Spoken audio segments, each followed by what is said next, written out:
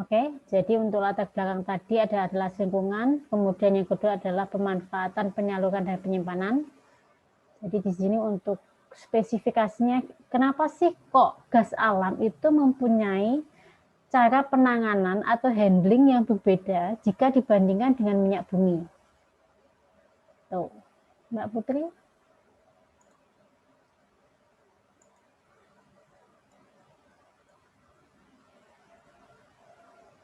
Atau temannya yang lain yang mau menjelaskan?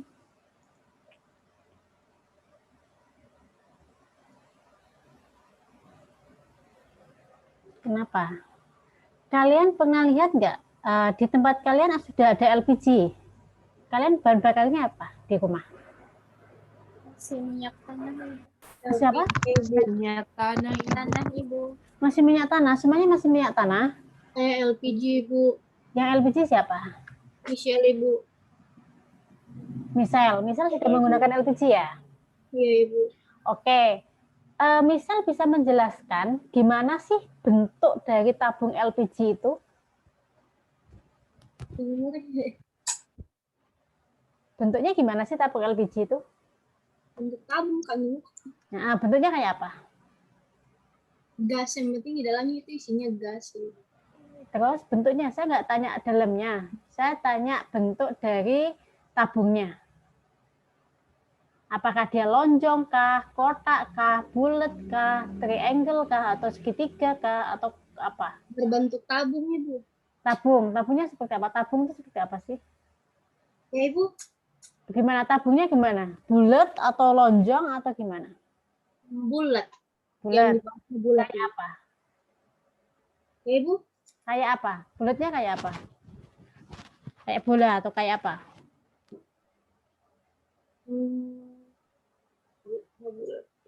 Tabung berapa sih di rumahnya? Tabung 3 kilo apa 12 kilo? Yang 12 kilo Ibu. 12 kilo. Yang agak tinggi berarti. Ya Ibu, yang warna biru. Yang warna biru.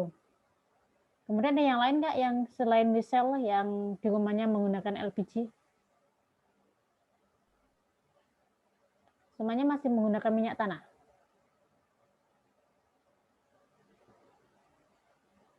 Mbak Siti? Ya Ibu, rata-rata minyak tanah Ibu. Kata-kata minyak tanah. Minyak tanah Ibu, minyak tanah. Minyak tanah, oke.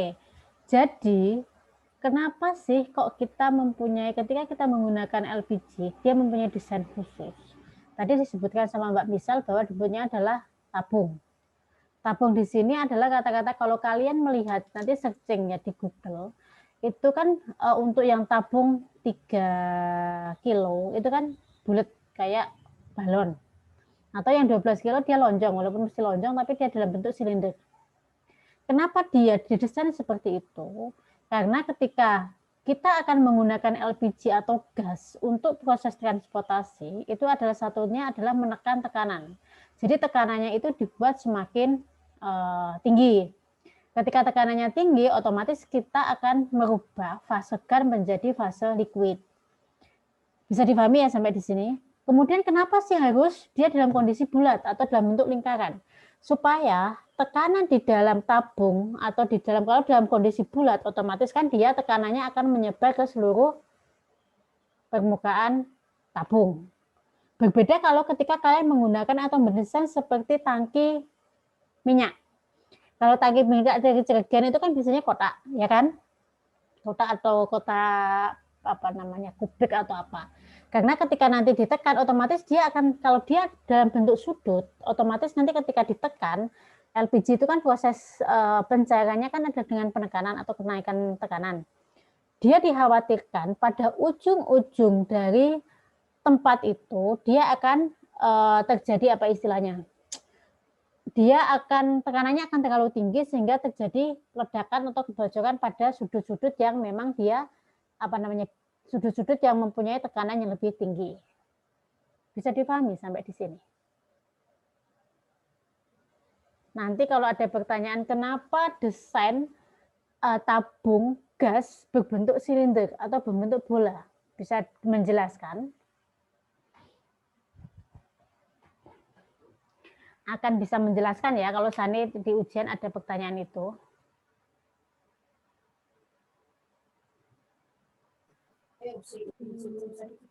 Oke.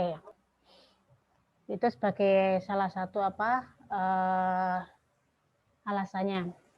Kemudian selanjutnya adalah gas alam itu digunakan untuk apa sih ketika kita memanfaatkan gas alam itu? Kalau di Indonesia memang kita belum familiar menggunakannya untuk selain penggunaan rumah tangga, kita memang belum familiar menggunakan gas alam untuk hal-hal yang lain. Tapi sebenarnya untuk pemanfaatannya sendiri itu gas alam itu ada banyak, yaitu sebagai pembangkit listrik. Jadi untuk pembangkit listrik di sini adalah dia digunakan sebagai feed bahan bakar. Sama juga sebenarnya kayak kita menggunakan batu bara atau menggunakan apa istilahnya yang lain atau menggunakan minyak atau yang lainnya. Kemudian yang kedua kita gunakan untuk industri kimia atau petrokimia. Kemudian untuk transportasi di sini di beberapa negara memang sudah memanfaatkan gas ini sebagai transportasi, tapi di Indonesia memang belum begitu familiar. Kemudian yang paling sering kita manfaatkan itu yaitu di rumah tangga atau sebagai bahan bakar rumah tangga atau yang biasa kita kenal sebagai LPG. LPG entah itu 3 kilo, 12 kilo atau gas kota. Itu adalah pemanfaatan dari gas alam. Oke. Kemudian dari mana sih sumber gas alam itu sendiri? Ada yang bisa menjelaskan? Gas alam itu terjadi dari mana sih? Sama juga seperti minyak. Minyak itu terjadi dari mana sih?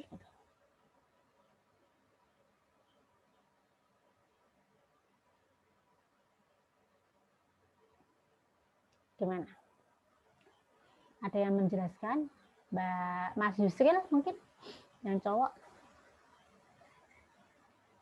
Ya Ibu, Gimana? Gimana sih sumber gas alam itu berasal dari mana sih? Gitu. suara nggak jelas, ini hujan besar mana Ibu, kurang dengar. Sumber gas alam itu dari mana? Proses pembentukan gas alam itu seperti apa sih?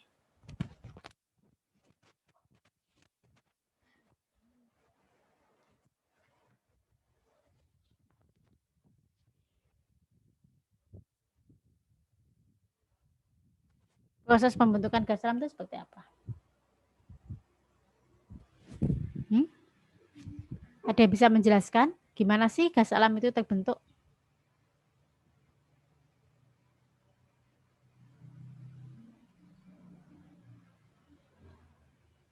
Kalian diproduksi sudah proses pengeboran belum? Ada teknologi pengeboran pastinya ya.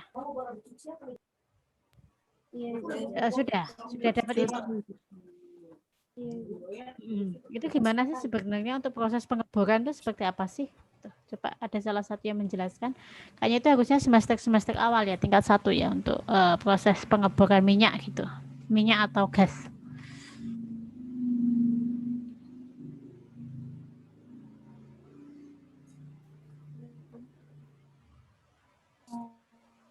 Ada yang salah satu menjelaskan?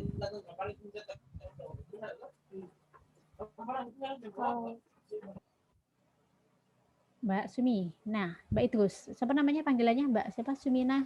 Mbak Ina? Sumina, Ibu. Panggilannya apa? Sumina. Oke, Mbak Sumina bisa menjelaskan untuk apa namanya proses pengeboran itu seperti apa gitu? Kalau untuk proses pengeboran yang saya ketahui itu Ibu, untuk melakukannya pertama ada beberapa proses yang harus dilewati. Salah satunya itu proses eksplorasi, itu di mana kita mencari di daerah mana yang mengandung minyak, begitu bisa dilakukan dengan beberapa cara, yaitu survei seismik, kemudian dengan cara geologi, kemudian geofisika. Kemudian setelah dilakukan beberapa interpretasi tersebut, maka dilakukan kesimpulan sehingga bisa menentukan daerah mana yang berpotensi mengandung cadangan minyak, kemudian baru dilakukan proses pemboran. Proses pemboran juga itu ada beberapa proses. Yang pertama itu pemboran eksplorasi, itu di mana pemboran baru pertama kali dilakukan supaya kita bisa mengetahui struktur yang ada di bawah lapisan permukaan, sehingga untuk melakukan pemboran delineasi dan sebagainya itu akan lebih mudah karena interpretasi yang ada di bawah tanah itu sudah kita ketahui. Oke, jadi untuk kalian belum sampai belajar masalah gimana sih gas alam itu terbentuk ya? Kalau untuk gas alam sendiri itu Ibu terbentuknya sama seperti pembentukan minyak bumi, itu terbentuk dari hewan dan juga tumbuhan yang terendapkan berjuta-juta tahun lamanya. Kemudian karena adanya tekanan dan juga temperatur yang tinggi, itu mereka mengalami pematangan atau mature, sehingga lama-kelamaan itu ketika dilakukan pemboran maka minyaknya itu bisa minyak atau gasnya itu bisa termigrasi gitu, melalui batuan reservoir. Oke, jadi kan intinya kan ketika kita bicara masalah minyak ataupun gas itu kan posisinya sebenarnya sama kan. Dia berasal dari makhluk hidup yang makhluk hidup yang sudah mati, kemudian dia tertimbun ribuan tahun yang karena tekanan dan suhu sehingga dia terurai menjadi minyak ataupun gas. Kan seperti itu sebenarnya intinya, yang dia jelas yang karena sudah tertimbun lama berarti dia akan terjepit di antara bebatuan-bebatuan. Kemudian kita tahu bahwa jenis dari sumber, ketika kita bicara masalah sumur di sebuah kilang, di sebuah sumur ya, sumur pengeboran, itu akan ada 2 jenis gas. Yaitu yang pertama adalah associated gas dan yang kedua adalah non-associated gas. Ada yang nggak tahu nggak beda dari ini? Pasti kalian sudah belajar banyak ini, karena kan ini awal dari ketika kalian nanti di sumur itu kalian harus mengidentifikasi nih ketika kalian melakukan eksplorasi. Kalian harus tahu harus tahu jenis dari komponen apa sih yang ada di dalam sumur kalian. Karena kan di situ nanti akan berpengaruh pada alat apa yang akan kalian gunakan, proses apa yang akan kalian gunakan, atau akan berpengaruh juga pada safety apa yang harus kalian terapkan ketika kalian menemukan jenis associated ataupun non-associated gas pada sumber kalian. Ya kan? Pasti handling-nya akan beda. Nggak mungkin ketika kita tahu, ketika kita sudah melakukan uji, eksplorasi, kemudian kita mengajukan uji, kita menemukan bahwa jenis sumur yang akan kita eksplorasi tadi adalah associated. Kemudian kita menghandlenya dengan non-associated. Pasti akan beda. Karena dari 2 komponen atau komposisi ada komponen dari sumur tersebut akan mempengaruhi proses apa yang akan kita lakukan, handlingnya akan seperti apa, kemudian untuk penerapan safety-nya akan seperti apa. Ada yang bisa menjelaskan apa itu associated dan non-associated gas? Ibu. Selain Mbak Misal sama Mbak Sumi yang lainnya gantian, kan ada 10 anak ya di sini. Saya selalu menulis siapa yang sudah menjawab dan belum. Jadi silahkan gantian, jangan cuma 1 orang. Karena kalian butuh pintar semua, nggak cuma 1 atau 2 orang yang butuh.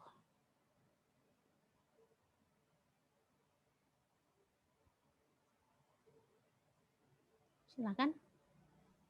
Saya Ibu. Mbak Siva silahkan. Kalau associated gas itu Ibu, di dalam reservoir itu gas bumi dan minyak buminya itu besar, minyak buminya itu sama besar Ibu. Sedangkan yang non associated minyak buminya itu tidak terlalu banyak seperti yang di associated Ibu. Gas bumi. Jadi kan ketika kita melakukan eksplorasi pada sebuah sumur, kita tidak akan pernah tahu jenis dari komponen atau jenis atau komposisi apa yang ada di dalam sumur tersebut. Tetapi secara umum, dia akan terbagi menjadi 2, yaitu antara associated dan non-associated. Kalau associated, di situ berarti gas itu masih ada campuran minyak bumi yang ada di dalamnya. Ya kan? Ketika kita menggunakan associated gas di sini, otomatis proses awal yang akan kita gunakan adalah kita akan melakukan pemisahan antara fase gas dan fase liquid. Ketika begitu kita keluar dari sumur, otomatis kan awal yang harus kita lakukan adalah melakukan pemisahan. Kemudian kalau non-associated gas berarti di sini walaupun dia tetap kita nggak akan pernah bilang bahwa dia akan 100% gas, itu nggak mungkin.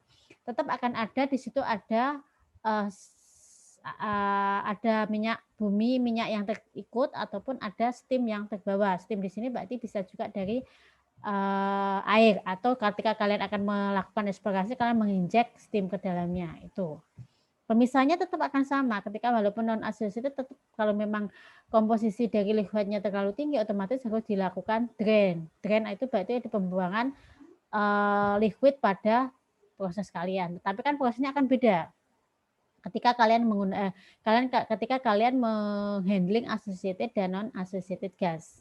Oke, bisa dipahami ya sampai di sini ya. Dua jenis di sini.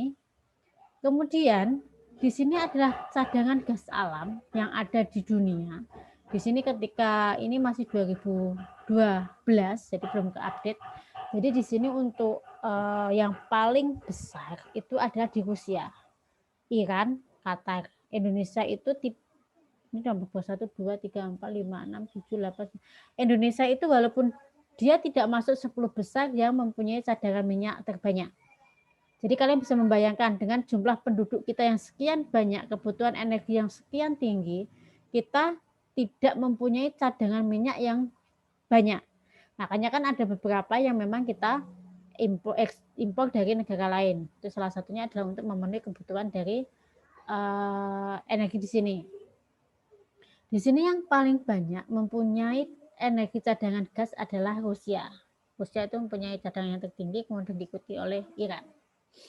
Makanya di sini juga ketika kita akan memanfaatkan gas ini pasti akan ada hitung-hitungannya berapa banyak sih. Makanya kan sering sekali kan dengan kemajuan teknologi kita sering, kalau kalian baca-baca tentang artikel tentang penelitian-penelitian itu kan karena cadangan minyak yang terus menurun, apalagi Indonesia yang tidak mempunyai cadangan minyak yang terlalu tinggi atau gas yang terlalu tinggi juga, itu kan akhirnya untuk energi itu akan bergeser ke renewable energy. Makanya kan banyak sekali penelitian-penelitian yang mengembangkan tentang alternatif energi yang mungkin untuk dikembangkan. Salah satunya kan kalau kalian tahu kan bioetanol, biodiesel dan yang lainnya itu adalah salah satunya ketika nanti cadangan minyak kita defisit, kita sudah mempunyai alternatif energi yang bisa mensupport kebutuhan energi dalam negeri, kan seperti itu. Walaupun wacana dengan menurunnya cadangan minyak ataupun gas yang terus menurun itu sudah entah 10 atau 20 tahun yang lalu dan kenyataannya sampai sekarang tetap masih ada, ya tetap kita harus melakukan tindakan preventif jika nanti suatu ketika memang hal itu terjadi. Walaupun mungkin tetap ya ketika kita bicara masalah minyak ataupun gas kan itu kan memang sesuatu yang ada di alam. Jadi kan misalkan dari satu sumber dia habis, kemungkinan kan bisa dari sumber yang lain karena kan proses penguraian organik dari jasad atau dari tumbuh-tumbuhan itu kan memang butuh proses yang lama. Jadi kemungkinan di satu tempat dia sudah selesai, kemudian di tempat lain dia sudah menghasilkan minyak ataupun gas. Bisa dipahami ya sampai sini atau ada pertanyaan yang mau didiskusikan sebelum saya lanjut?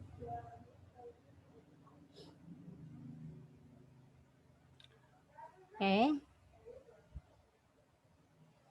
Kalau nggak ada saya lanjut.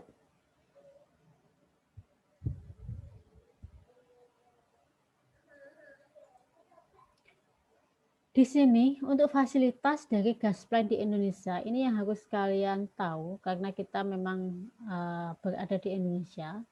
Jadi kita harus benar-benar aware, kita harus benar-benar tahu potensi apa sih, potensi mana sih, potensi yang bisa kita kembangkan untuk Indonesia itu apa, itu harus kalian tahu. Jadi di sini ada beberapa fasilitas gas plant di Indonesia, yaitu ada Arun yang ada di daerah Sumatera, kemudian ada Kepulauan Natuna, kemudian ada di Bontang, di Kalimantan, kemudian yang ada di Sulawesi ada Donggi, Sinoro, dan di Papua ada Tangguh. Yang sekarang menjadi salah satu yang lagi hit itu adalah Masela atau Blok Masela. Kalian masuk ke Blok Masela ya? Ya enggak? Jauh enggak dari Blok Masela? Kalau kalian? Jauh, Ibu. Jauh. Jadi tapi kan yang paling dekat dari tempat kalian kan di Blok Maselanya ya. Itu memang blok yang memang digadang-gadang dia mempunyai cadangan gas yang tinggi. Makanya kan kalau di PMAK Migas sendiri itu ada beberapa mahasiswa yang dikirim untuk memang dari kabupaten-kabupaten di sekitar blok Masela tersebut. Memang untuk dipersiapkan ketika nanti akan dibangun gas plant di sana, memang sudah ada sumber daya manusia yang bisa dikembangkan. Di sini untuk cadangannya, cadangan gas bumi Indonesia itu 144,606, kemudian cadangan terbukti 1,1 dan cadangan potensi adalah 42,84.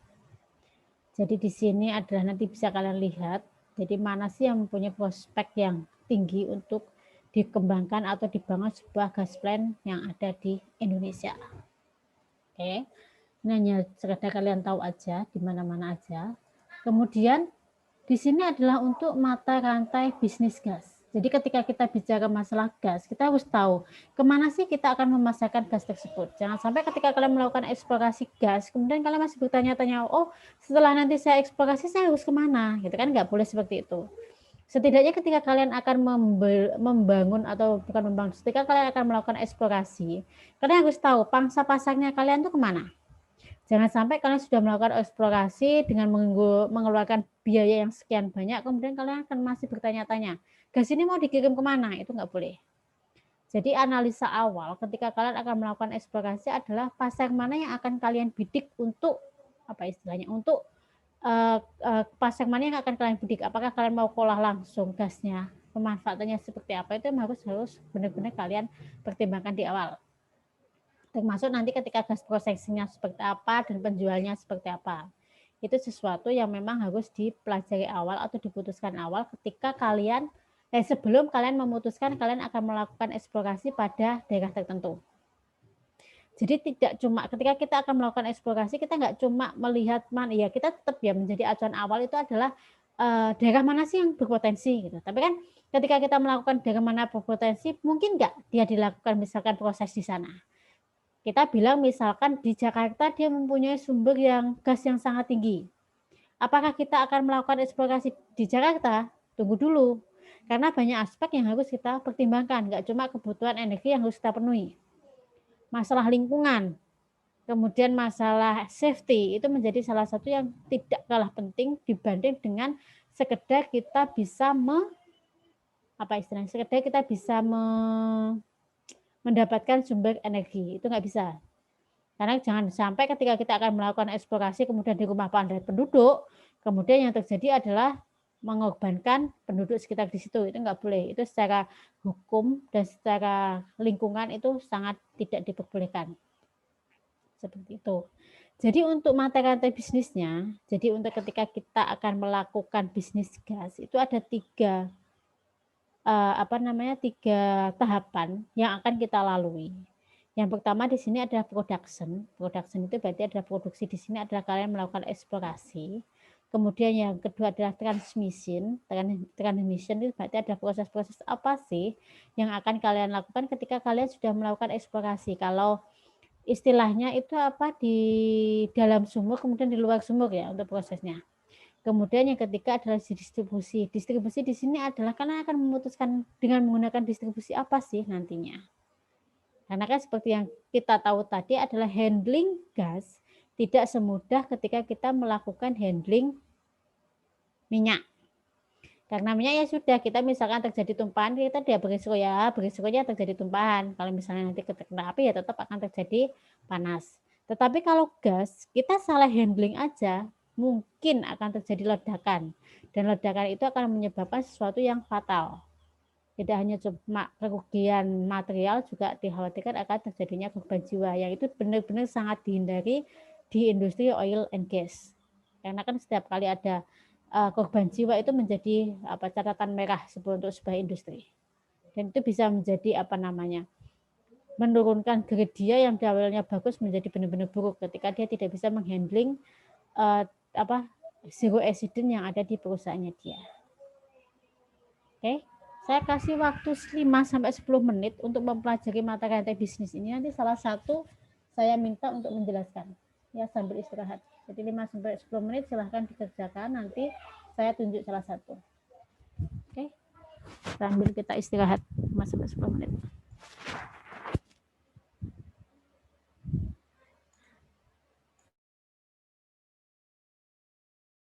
Silakan dikerjakan ya. Saya ambil minum.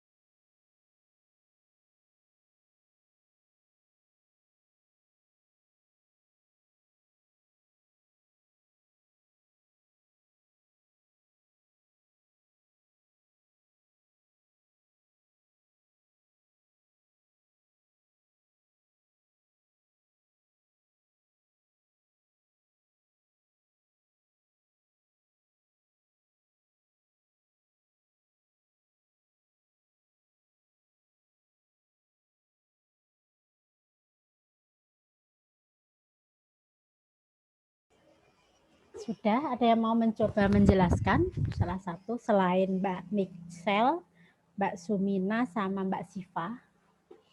Mungkin ada Mbak Putri, Mbak Siti, Mas Abdul, Mbak Rizka, Mas Yusril.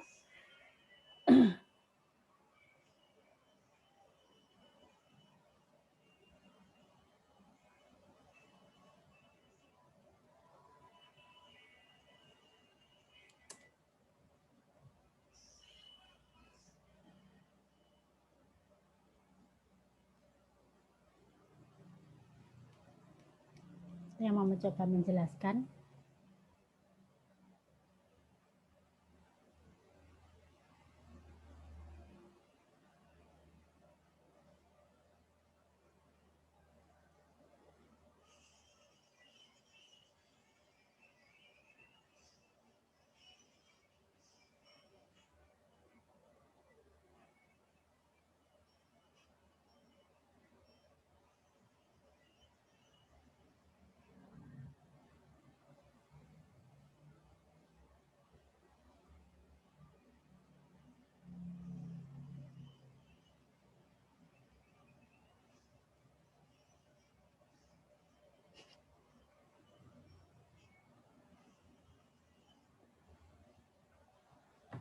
Silakan.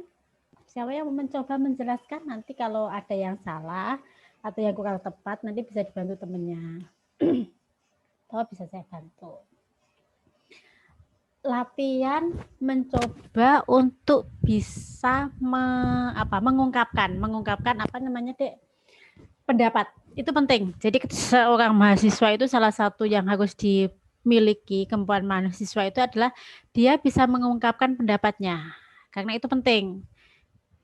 Walaupun sepintar apapun kalian, kalau kalian tidak bisa mengungkapkan apa yang ada di pikiran kalian, ide kalian tidak akan tersampaikan. Jadi mulai untuk bisa menjelaskan, kemudian untuk bisa bicara di depan umum, untuk speak up, itu mulai untuk dibiasakan dari sekarang. Supaya nanti ke depannya kalian bisa lebih mengimprove diri. Ya. Rasa percaya diri tetap harus dipupuk sedikit demi sedikit. Kalau kalian di kelas tidak berusaha untuk bisa ngomong, menjawab pertanyaan dosen, itu juga nanti sampai akhirnya kalian tidak akan punya kemampuan untuk public speaking atau kemampuan untuk berbicara di depan umum, bernegosiasi. Padahal ketika kalian nanti kerja, itu sangat diperlukan. Oke, siapa yang mau mencoba selain Mbak Michelle, Mbak Sumina, sama Mbak Siva? Masih ada yang lain kan? Siapa yang mau mencoba menjelaskan?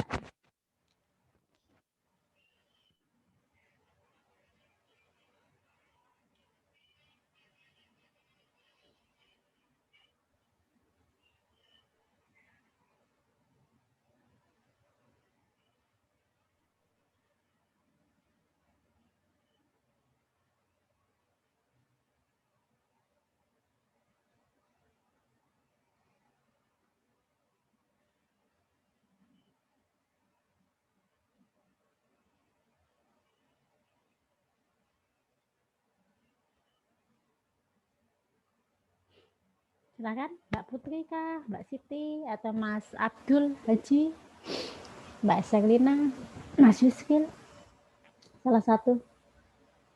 Ibu, Silakan Mbak Putri.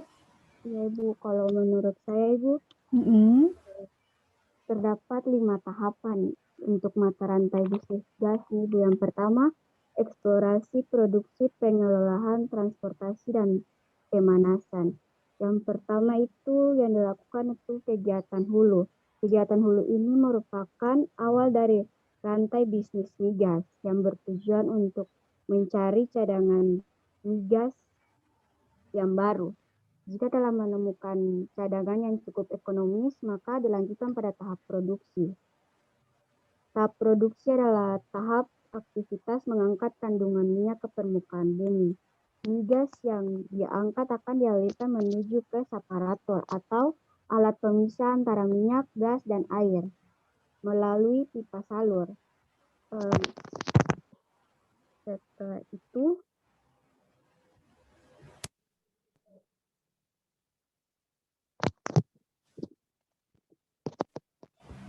silakan Mbak.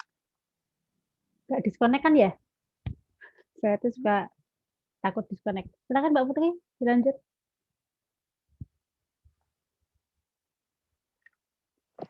Setelah itu, separator akan memisahkan air dan minyak serta gas. Air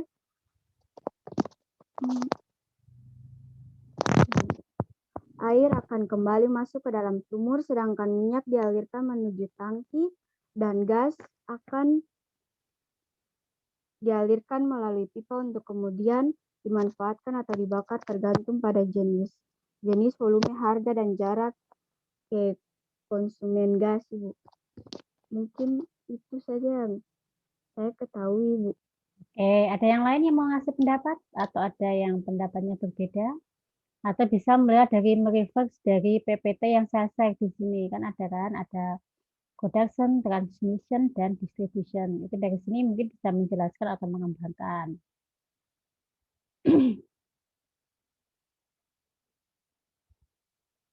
Ada yang mau membantu menjelaskan?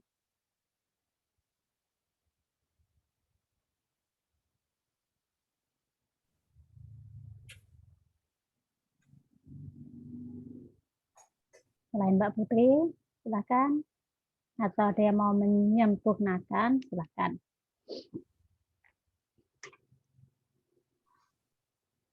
Kita diskusi aja, kita sharing-sharing aja, biar apa sih? Sekalian untuk melatih kalian untuk berpendapat. Sebenarnya saya seperti itu. Kalau nanti saya seterusnya menjelaskan, yang pertama, nanti saya yang tambah pinter. Terus kalian juga cuma pengetahuannya cuma segitu-gitu. Kalau kita sharing, biasanya kan setiap orang itu kan kalian pasti sudah baca-baca nih, baca-baca buku lah, baca-baca artikel lah, atau baca berita, itu kan pasti ketika kalian juga mengungkapkan sebuah pendapat, otomatis kan pendapat kalian dan pendapat saya ditambah, otomatis kan pengetahuan yang kita dapatkan kan akan meningkat. Mestinya kan seperti itu. Kenapa kita perlu sharing-sharing ketika pelajaran? Beda ketika kalian nanti belajar matematika, kemudian fisika, termodinamika, dan yang lainnya itu kan memang ilmu-ilmu eksak. Ilmu-ilmu yang 1 tambah 1 sama dengan 2. Ya kan? Tapi kalau untuk proses engineer, proses gas processing ini kan sesuatu yang dia akan upgrade tiap tahun. Jadi untuk misalkan proses gas tahun ini dengan 2 tahun yang akan datang itu akan berbeda. Misalkan salah satu contoh adalah ketika kalian akan melakukan proses pemisahan gitu dengan menggunakan adsorpsi. Mungkin materialnya akan beda. Kalau tahun ini kita menggunakan silika gel, mungkin tahun depan kita bisa menggunakan yang kecil-kecil itu namanya grafin atau apa. Itu kan sesuatu yang berbeda. Ada yang lain selain Mbak Putri yang mau berpendapat? Nggak ada yang benar dan yang salah. Tetap akan itu.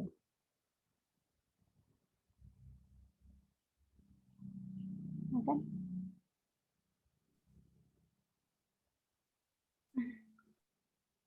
Siapa yang mau berpendapat?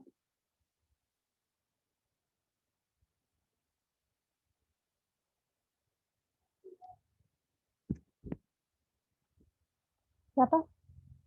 Salah satu? Mas Abdul Haji mungkin?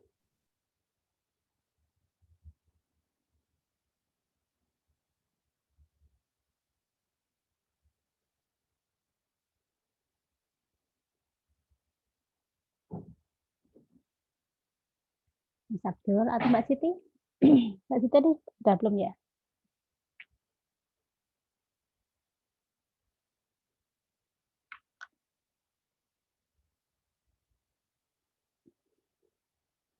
Jangan pasif-pasif dong. Kan nggak dimarahin juga kalau salah.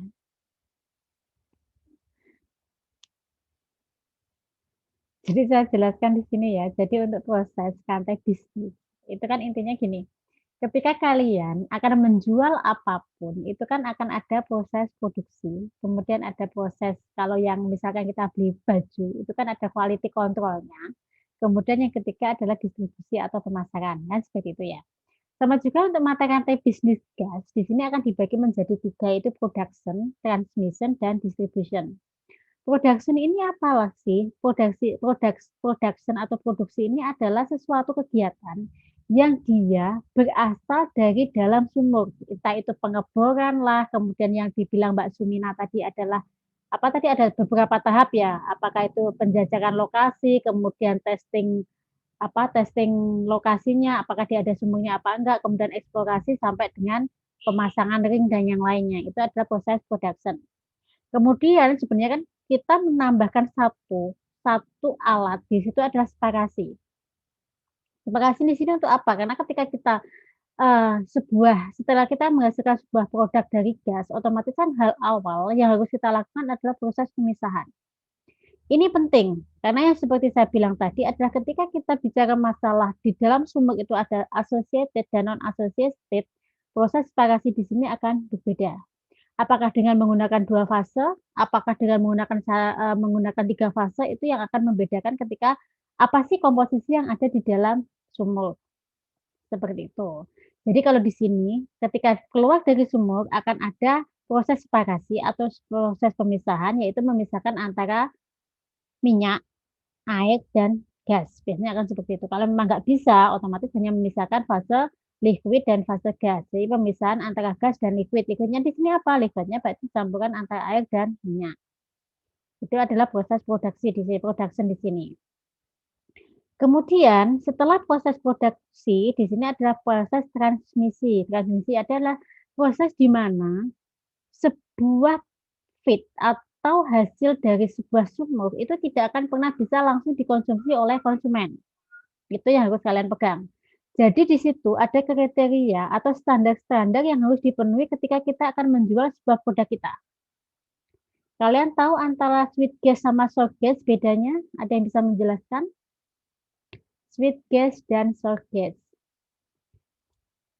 Mas Yusril pernah mendengar istilah sweet dan salt gas? Sudah, Ibu. Hmm? Sudah. Sudah Ibu. apa? Apa bedanya? Sweet gas itu apa dan salt gas itu apa? Sweet manis, salt asam, gitu kan? Gimana? Salah satu menjelaskan yang bilang sudah tadi. Selain Mbak Misa, Mbak Sumina, Mbak Siva, sama Mbak Putri. Yang cowok-cowok. Coba saya ingin mendengar suaranya. Mas Yusril atau Mas Haji. Panggilannya siapa? Abdul apa Haji?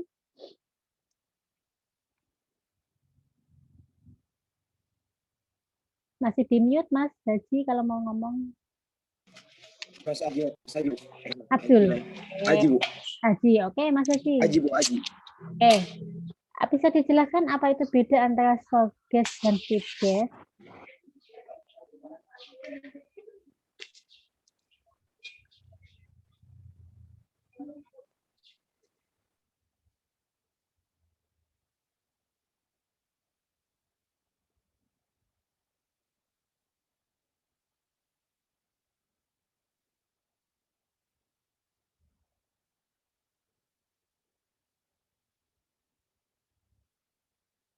Apa? Itu sudah sering banget pasti kalian ketika semester 1 awal-awal itu kan pasti awal-awal itu pasti sudah tahu itu apa beda salt gas, sweet gas gitu kan awal-awal itu pasti sudah tahu lah. Saya ingin mengkonfirmasi ulang kalau kalian memastikan kalian ingat pelajaran apa yang sudah kalian dapatkan. Satu lagi yang harus kalian ingat adalah pelajaran semester awal itu adalah sesuatu yang bukan sesuatu yang harus kalian tinggalkan. Jadi gini, ketika kalian semester 1 itu 1, 2, 3, 4 itu merupakan satu kesatuan. Satu kesatuan itu berarti intinya apa? Ketika satu kesatuan otomatis ya itu merupakan fondasi kalian di semester berikutnya. Jadi kalau di semester 1 kalian sudah mendapatkan pelajaran separasi, misal pemisahan, ya kalian jangan lupa jenis-jenis separasi, itu kan. Kalian harus ingat itu, karena nanti ketika kalian di semester akhir, itu akan menjadi referensi, jenis separasi itu seperti ini. Dari jenis-jenis separasi yang seperti ini tuh, nanti saya bisa menentukan apa, kan seperti itu. Sama juga ketika tadi saya tanya masalah sweet gas sama salt gas. Kalian di semester awal sudah dapat, sekarang juga saya tanyakan lagi, mungkin ke depan juga akan pertanyaan yang sama. Karena kalau masalah gas, masalah eksplorasi gas, hasil gas atau hasil minyak yang kalian dapatkan itu tidak akan jauh-jauh dengan salt gas atau salt atau sweet. Itu pasti akan menanyakan, kenapa? Karena dari dua jenis itu sama juga. Ketika kita nanti komposisi, itu juga akan menentukan proses apa sih yang akan kita pakai untuk proses selanjutnya apa yang akan kita gunakan. Pemilihan alat apa yang akan kita gunakan itu menjadi salah satu acuan ketika kita nanti akan menentukan jenis dari gas yang akan kita olah. Oke?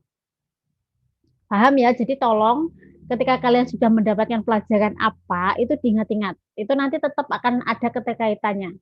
Itu tidak akan, ilmu itu nggak akan putus. Misalnya semester 1, 2 putus ketika kalian naik tingkat 2 enggak. Tapi itu merupakan suatu kontinuitas. Jadi nanti semester 1 dipakai untuk semester 2, mungkin semester 3 nggak kepakai tapi dipakai lagi di semester 4, itu akan menjadi suatu kontinuitas. Jadi kalian harus tetap mereferensi buku-bukunya, jangan dibuang. Nanti ketika kalian membutuhkan, kalian bisa menjaga lagi untuk sebagai referensi. Oke? Gimana? Siapa yang mau menjawab tentang speed dan short gas? Kalau saya, menurut saya itu kalau mengandung CO2, Ibu. Mengandung CO2. Ibu. CO2 aja? Ya, Ibu. CO2 aja atau mengandung yang lainnya? CO2 saja, Ibu. CO2 aja. Ada yang pendapat lain? Selain CO2, ada apa sih yang tergantung dalam short gas? Nitrogen, Ibu. Nitrogen. Apalagi?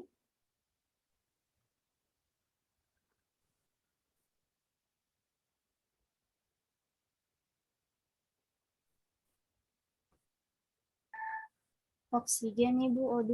O2. Ada lagi yang paling menentukan apa? Yang membedakan apa? Yang tadi A2. nih gas H2S, Ibu. Apa? H2S. H2S. Jadi untuk yang membedakan itu adalah yang biasanya kita menyebut sweet gas atau short gas itu adalah impurities. Impuritisnya itu adalah biasanya apa sih yang membedakan? Itu adalah ketika kita bilang short gas itu adalah kandungan CO2 dan H2S-nya. Ya kan? Biasanya kalau dia nggak terlalu banyak itu dia dibilang sweet gas. Bisa di sini dipahami? Bisa, Ibu. Iya, Ibu. Bisa. Jadi harus diingat-ingat ketika kalian bilang sweet gas, otomatis itu adalah dia mengandung impuritisnya dia kecil, tidak banyak terkandung H2S ataupun CO2. Tetapi ketika kalian bilang short gas, berarti di sini terdapat banyak gas asam. Namanya juga short. Tadi saya bilang short itu kan asam kan? Terdapat banyak komposisi atau impuritis gas asam. Salah satunya yang paling sering terjadi itu adalah kandungan sulfur. Pertanyaan selanjutnya, kenapa sulfur itu berbahaya dalam sebuah proses? Saya, Ibu.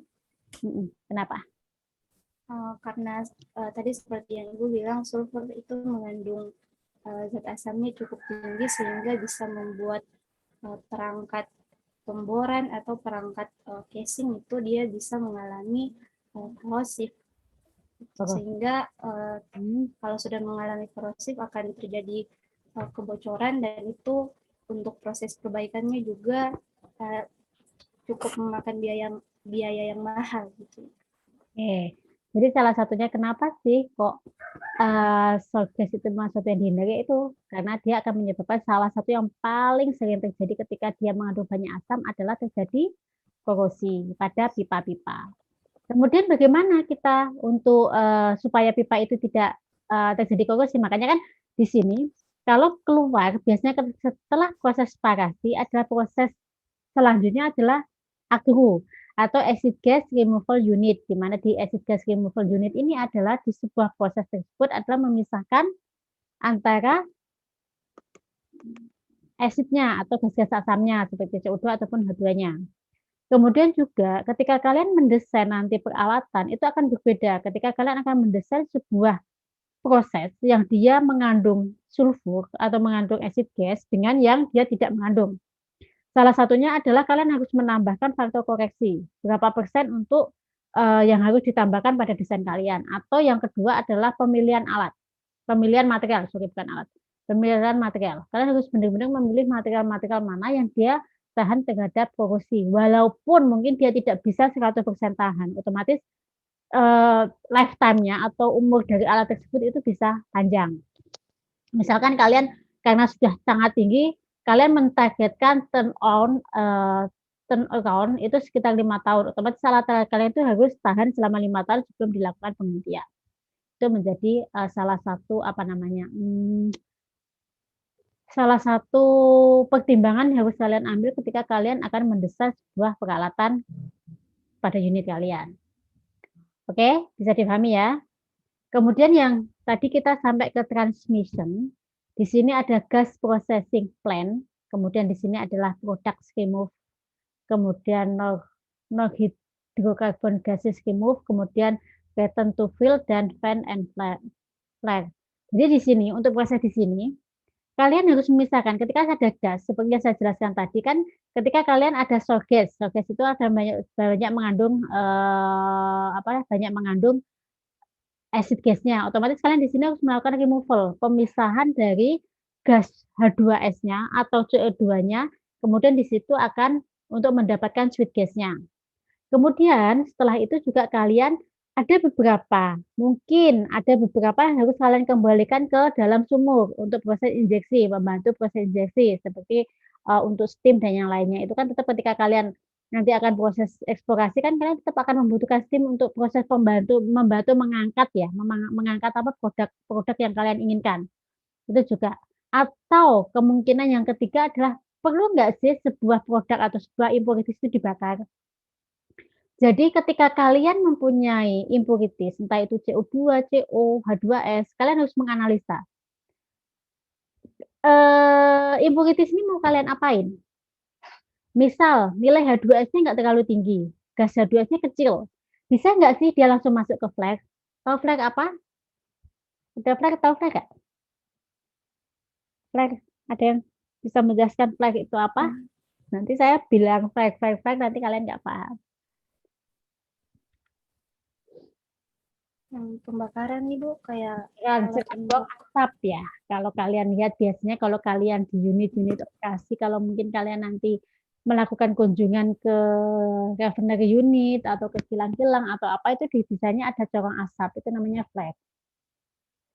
Jadi ketika kita punya impurities, kita akan menganalisa apakah bisa nggak sih impurities itu kita langsung bakar ke udara atau kita jangan-jangan impurities yang kita miliki terlalu tinggi. Ketika kita membakarnya langsung, otomatis dia akan mencemari lingkungan.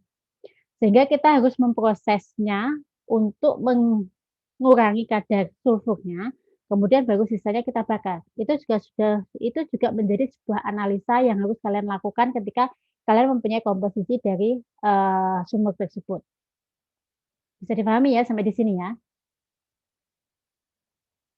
Bisa dipahami? Ada pertanyaan? Kalau ada yang ditanyakan, bisa ditanyakan sebelum semakin banyak materi yang saya sampaikan dan ketumpuk-tumpuk.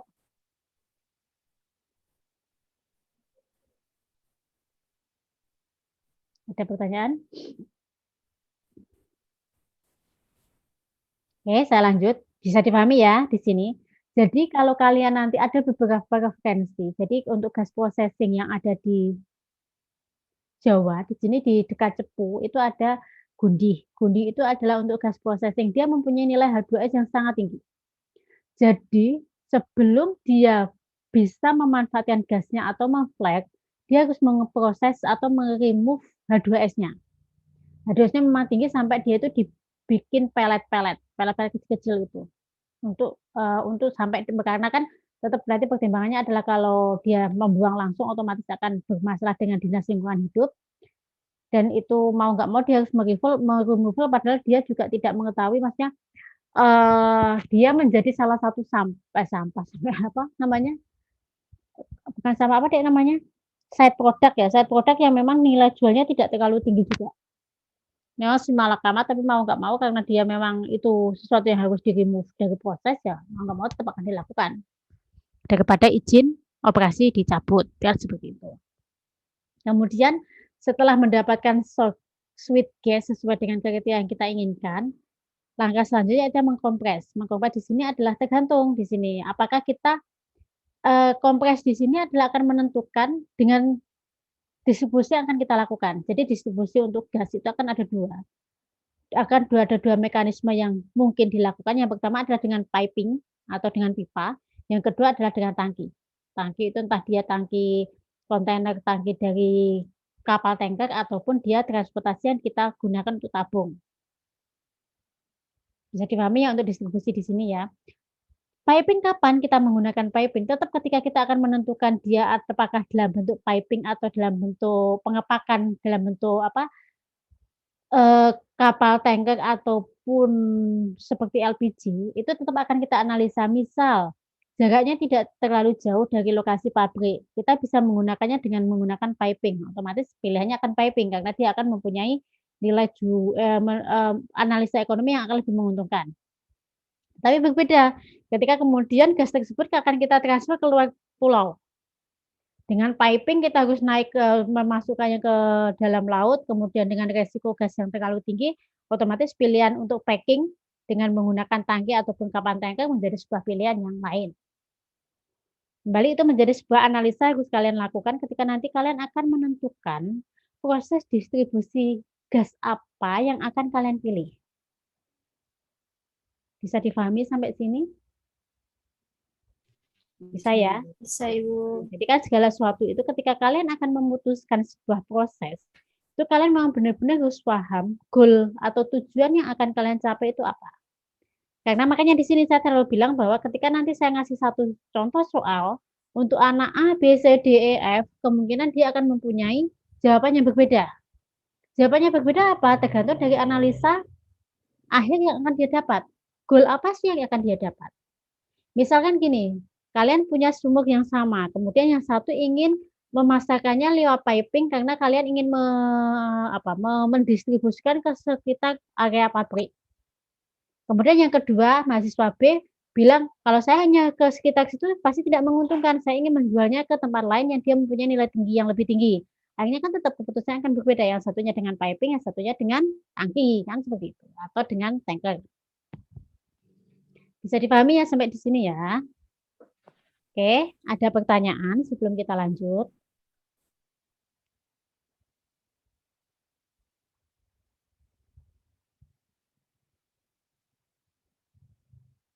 Ada pertanyaan?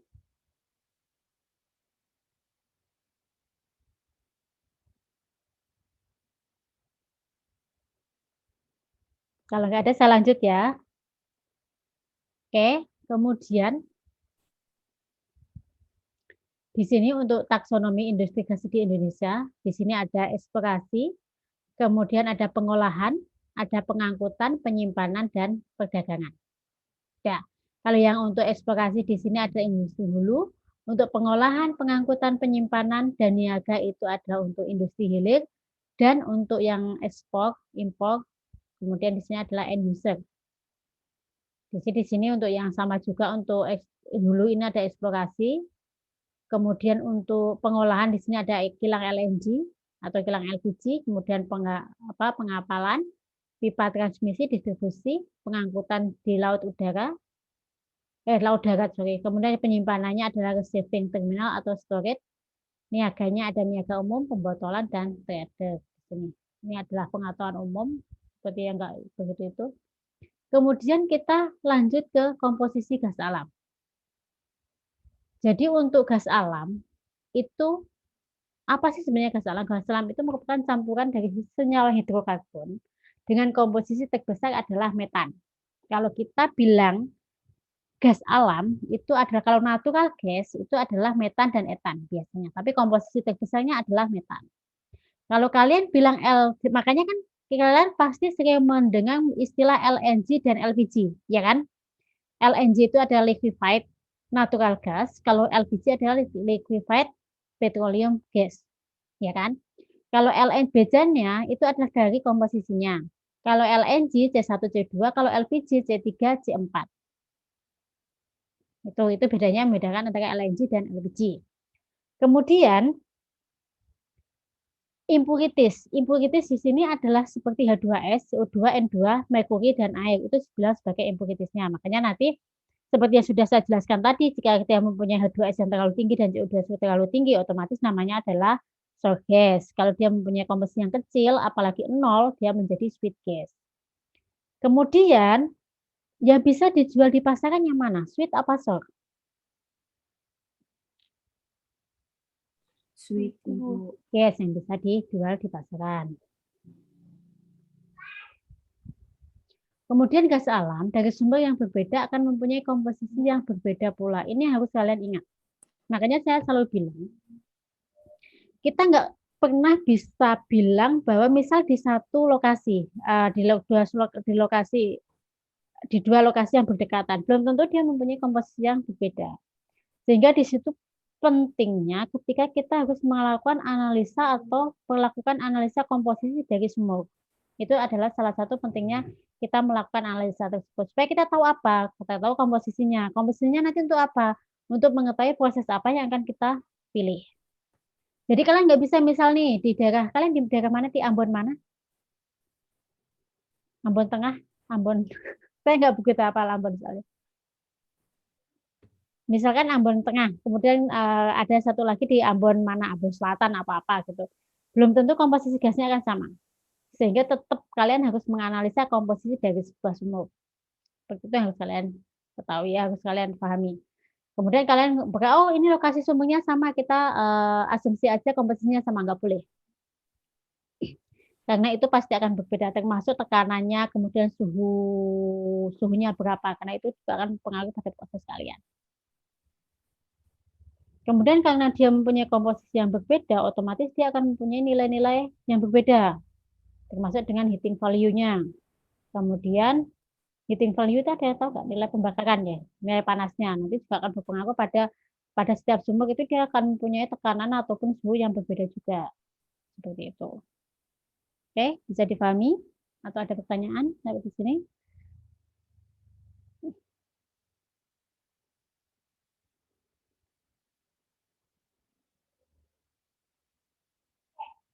Oke, lanjut ya kalau nggak ada pertanyaan. Di sini adalah untuk tipikal komposisi gas alam. Jadi di sini ada range, bukan nilai yang fix. Jadi di sini untuk gas alam itu rata-rata dia untuk metan itu mempunyai 87 sampai 96%. Makanya tadi kan untuk LNG dia mempunyai komposisi yang paling banyak adalah metan. Itu adalah nilai yang mungkin. Kemudian juga ada etan, propan, butan. Otomatis kan tetap aja.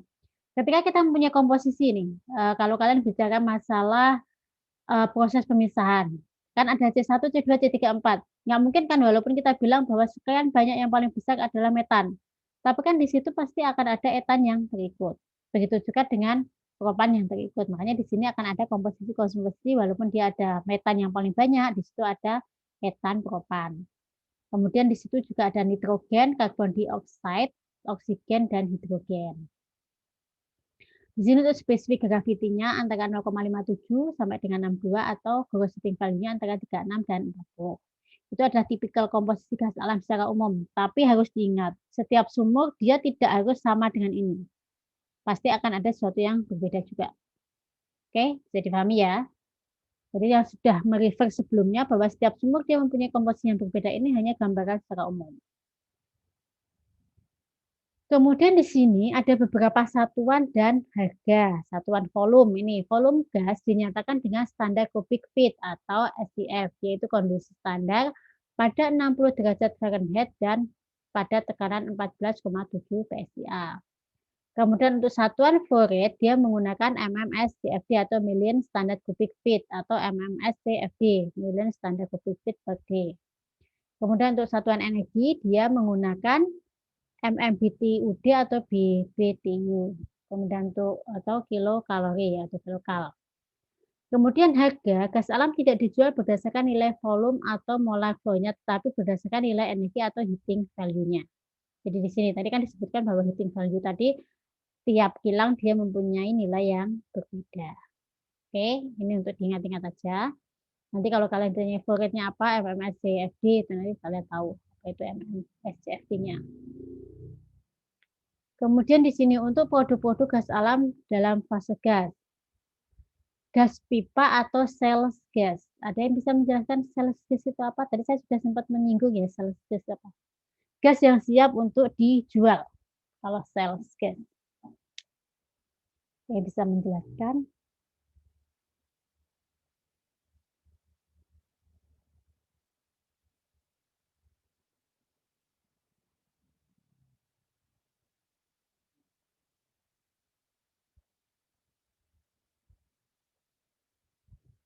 Gas pipa atau sel gas?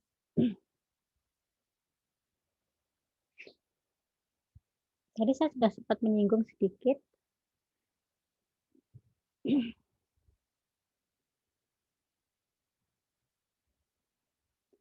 Sel gas.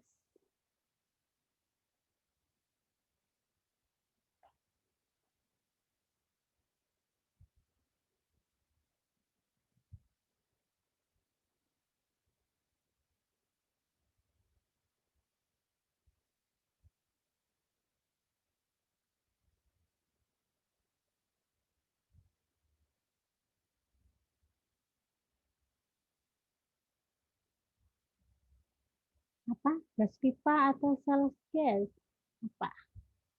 Tadi saya sudah sempat menyinggung sedikit. Ayo, selain Mbak Misal, Mbak Sumina, Mbak Siva, Mbak Putri, silakan menjawab. Mbak Siti mungkin, Mbak Kristi, yang cowok-cowok.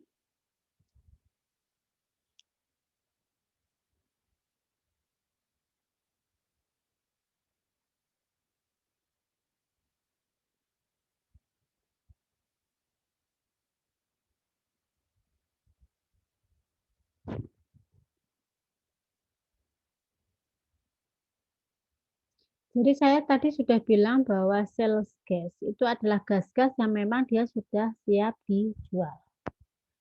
Siap dijual itu seperti apa? Yang bilang siap dijual itu berarti dia mempunyai spesifikasi yang sesuai dengan ketentuan yang diinginkan oleh seorang konsumen. Jadi konsumen itu mempunyai hak untuk menentukan spesifikasi dari gas apa yang ingin dia beli. Sebagai produsen, berarti kita akan mengikuti dari standar spesifikasi yang akan diminta oleh konsumen. Kan intinya kan seperti itu ya. Jadi ketika kita sudah memproses atau mengolah mengolah gas kita dari sumber untuk menjadi konsumen, otomatis ya ketika kita apa istilahnya sudah sesuai spesifikasi, berarti kita asumsikan bahwa gas kita sudah layak jual. Kemudian gas pipa, seperti yang saya jelaskan tadi, yang sudah saya jelaskan banyak tadi adalah gas pipa itu adalah gas yang dijual atau dialirkan melalui pipa. Kapan kita akan menggunakan gas pipa? Ada banyak aspek. Jarak bisa mempengaruhi atau mungkin dihitung secara ekonomi dia lebih menguntungkan kita menggunakan pipa. Atau jarak antara istilahnya antara kita sebagai produsen ke yang menjual, yang membeli atau konsumen kita dekat. Sehingga kita yakin bahwa dengan menggunakan piping itu lebih menguntungkan. Itu juga menjadi salah satu pertimbangan. Kemudian selain menggunakan gas pipa, yang kedua adalah dengan menggunakan CNG atau kompres natural gas. Berarti di sini ada kompres natural gas, berarti gas alam yang dikompresi. Berarti kalau dikompres, berarti dia dalam kondisi bertekanan, dia ditekan. Seperti juga ketika dia di LPG tadi. LPG itu kan sebenarnya kan adalah suatu proses yang dia dikompres juga. Supaya dia berubah dari fase gas menjadi fase liquid. Karena nggak mungkin juga kita menjual gas dalam fase gas. Gimana kita menjualnya? Otomatis kan menaruhnya gimana? Ketika kita masukkan kompresnya menjadi fase liquid, otomatis kan kita bisa menampungnya ke sebuah wadah. Ini kita tahu berapa sih volumenya. Kemudian berapa beratnya. Di situ kan kita tahu, oh untuk 3 kg dia mempunyai berat berapa, berat bersih berapa, kan seperti itu. Dan itu juga untuk memudahkan handling. Menghandling fase gas itu lebih sulit dibanding dengan menghandling fase liquid. Seperti itu. Kemudian disimpan dalam tangki bertekanan. Jadi tekanannya itu antara 20 sampai 25 MPa atau 200 ke 250 bar. Kemudian terdiri dari komponen utama metan. Selain metan pasti juga akan ada hidrokarbon lain seperti etan dan propan. Kemudian di sini dia menambahkan odoran-odoran itu adalah bau. Kalau kalian Mbak siapa tadi yang sudah Mbak siapa tadi? Misal ya. Mbak Misal tadi kan mempunyai menggunakan LPG ya untuk di rumah. Itu pasti ketika ada kebocoran ada bau khas nggak? Ada nggak Mbak Misal? Ada Ibu. Ketika ada terjadi kebocoran pasti dia akan ada bau khas. Bau khas itu adalah bau merkaptan atau sulfur. Kok kenapa ditambahkan sulfur? Padahal tadi di prosesnya juga dihilangkan sulfurnya. Ada yang bisa jawab nggak? Tadi kan di prosesnya kita wanti-wanti bahwa tidak boleh ada sulfur yang ada, gitu kan? Kok sekarang kok sebagai untuk mengidentifikasi bahu kok kita menggunakan sulfur? Ada yang bisa menjelaskan? Salah satu? Atau dicari dulu jawabannya, saya kasih waktu 5 menit untuk menjawab. Mencari kenapa sih kok harus ditambahkan sulfur di situ? Dan kenapa kok harus sulfur? Ibu, saya mau menjawab. Mungkin ditambahkan bahwa itu supaya bisa mendeteksi kebocoran, Ibu. Supaya bisa mendeteksi kebocoran, betul. Karena memang ditambahkan kan dengan adanya bau, itu kan kita akan tahu, oh ada bau nih, baunya kan ada bau-bau yang nggak enak itu kan kayak apa? Kalau orang bilang kan kayak telur busuk ya sebenarnya. Bau-bau yang nggak enak itu kan adalah kita untuk mendeteksi bahwa oh ternyata ada kebocoran nih di LPG kita gitu kan. Sebenarnya di sini ditambahkan sulfur itu juga memang gas itu kan bisa terbakar juga. Kemudian kan tetap ketika kita bilang di awal tadi kita menghilangkan removal sulfur, kemudian kenapa tetap ada sulfur di situ kan tetap sulfur yang kita tambahkan di sebagai odoran itu adalah tidak lebih dari batas maksimal yang diperbolehkan oleh spesifikasi dari gas. Itu yang harus kalian ingat. Jadi kita tetap akan ada berapa sih ppm sih sulfur yang boleh ditambahkan. Jadi jika nilainya kurang dari itu berarti kita masih menganggapnya sebagai batas wajar dan itu masih aman. Sehingga dipakai pun dia tidak akan terjadi tidak berpengaruh pada lingkungan. Tapi akan bermasalah ketika kalian menambahkan sulfurnya terlalu tinggi melampaui ambang batas yang ditentukan. Itu nggak boleh, jelas nggak boleh. Karena itu akan sangat berefek pada lingkungan. Oke, di sini bisa dipahami sampai di sini. Ada yang mau didiskusikan atau ditanyakan? Sebelum kita lanjut.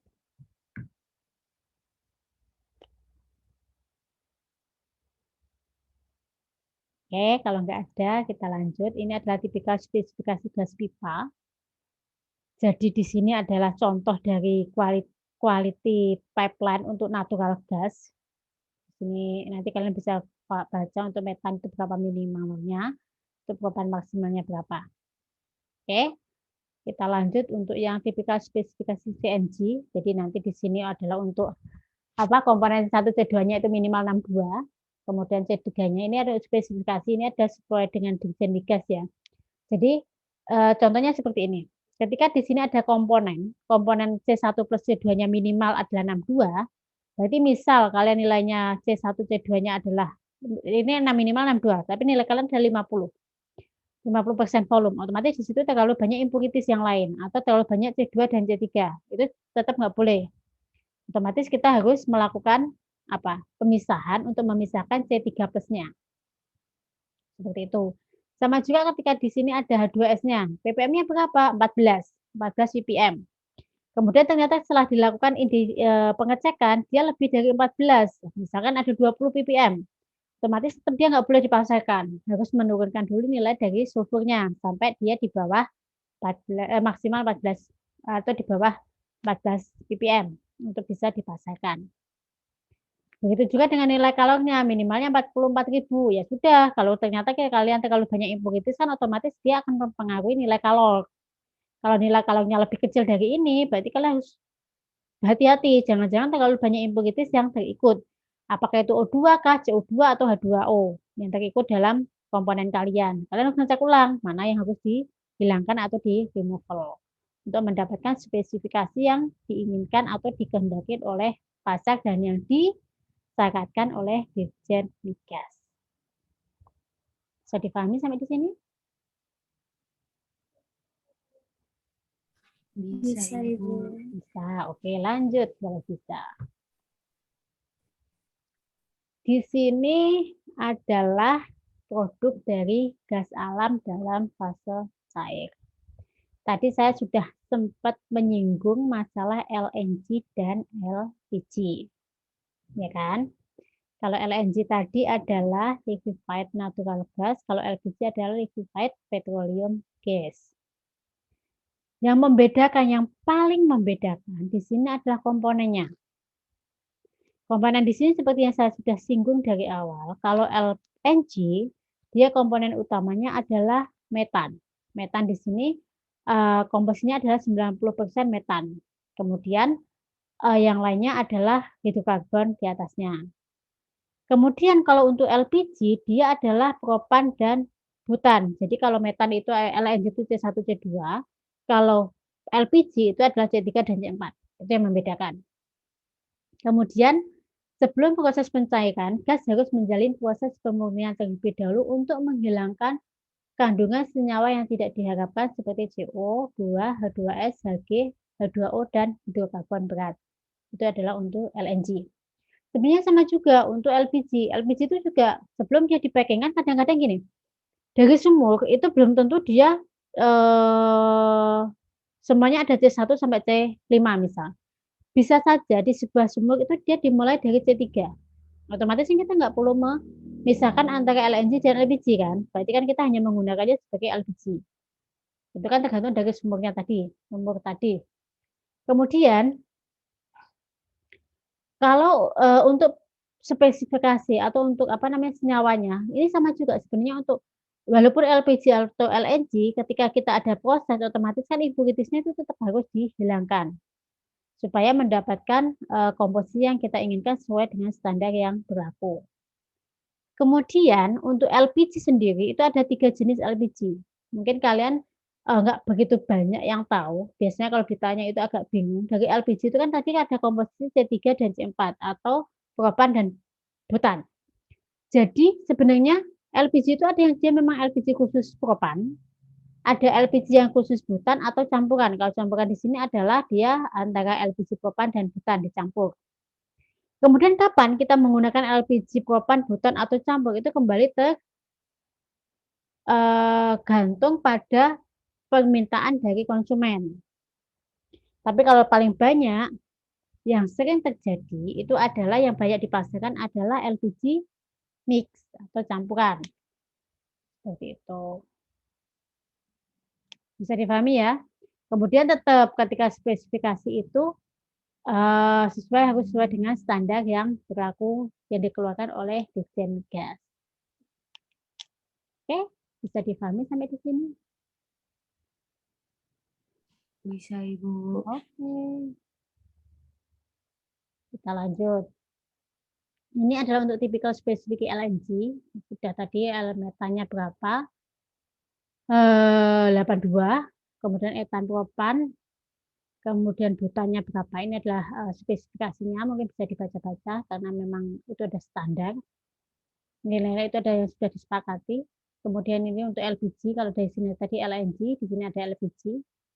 Dia punya spesifik gravity berapa, vapor pressure-nya berapa, battery test-nya berapa. Ini adalah analisa-analisa yang harus dilakukan. Sebenarnya untuk LPG di sini nanti akan untuk gas processing itu salah satunya adalah praktikum ya. Praktikum gas itu salah satunya adalah untuk menentukan spesifikasi dari LPG.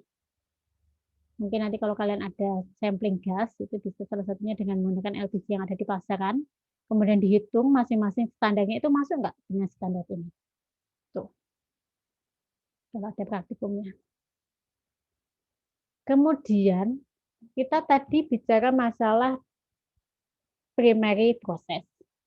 Sebenarnya kita akan ada produk turunan dari gas. Jadi gas itu nggak cuma dipakai sebagai bahan bakar. Jadi sebenarnya ada beberapa proses lanjutannya yang bisa digunakan untuk mengolah gas alam.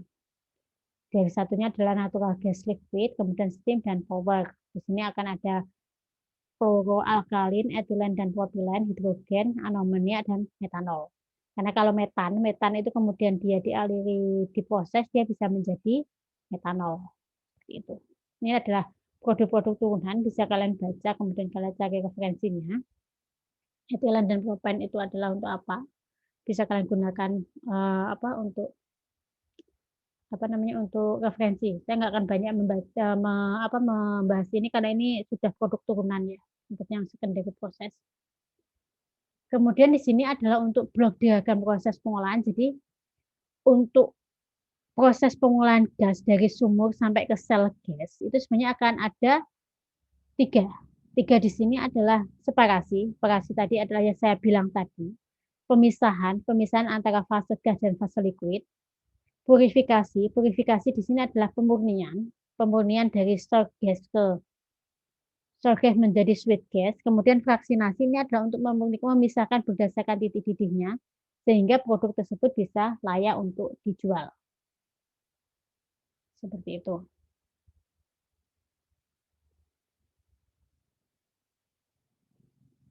Oke. Kemudian selanjutnya adalah ini blok diagram proses pengolahan gas. Ini. Jadi ini sebagai tugas, masih ada setengah jam ke depan ya. 20 menit ini kalian ceritakan proses yang ada di blok diagram ini. Jadi dari sini dari gas well, kemudian ke gas, dia dikondensat, menjadi apa? Kondensat dan air, kemudian ke acid gas removal, sampai ke sweetening unit.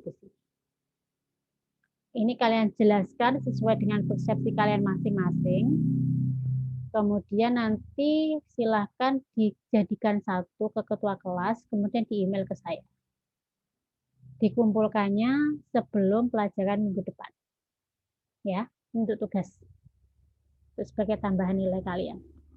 Ini maksudnya jelaskan ini.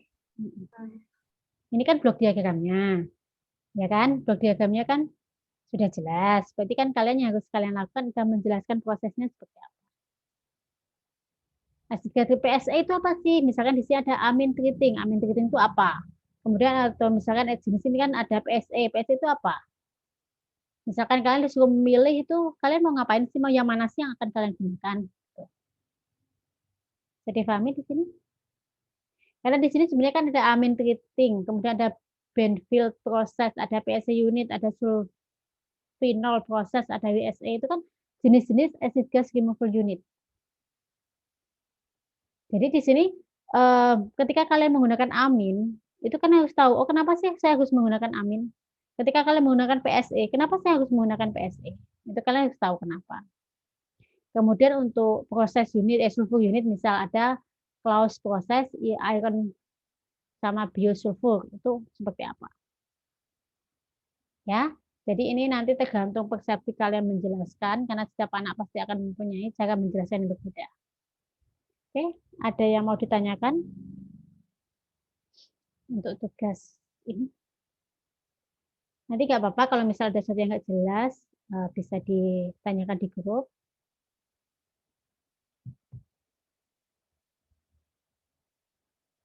Oke, ada yang lain sebelum saya akhiri kelasnya. Nanti videonya biasanya akan saya share di YouTube. Nanti coba, nanti saya share setelah ini ya. Nanti saya kirim link YouTube-nya untuk kalian bisa belajar-belajar. Oke, ada pertanyaan yang lain?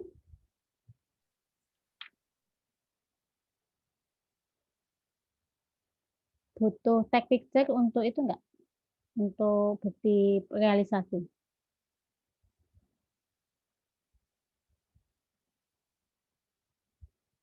Butuh enggak? Ada yang harus screenshot gitu? Hah? Ada Ibu biasa di screenshot. Oke, saya stop share ya. Kita screenshot dulu ya. Untuk dokumentasi ya biasanya. Oke. Kamera on, kita screenshot bisa akhiri. Oke, hitungan ke-3 ya. 1, Mbak Christine. 1, 2, 3. Oke. Saya akhiri kelasnya, nanti saya share, sebentar Mbak Christine. 1, 2, kita ulangi ya. 1, 2, 3. Oke. Saya akhiri kelasnya untuk pagi ini. Silahkan dikerjakan tugasnya. Kalau ada yang belum paham, nanti bisa ditanyakan di grup ya. Selamat pagi, selamat siang di sana. Saya akhiri. Wassalamualaikum warahmatullahi wabarakatuh. Terima kasih, Ibu. Saya izin end ya. Terima kasih Ibu. Ya Ibu.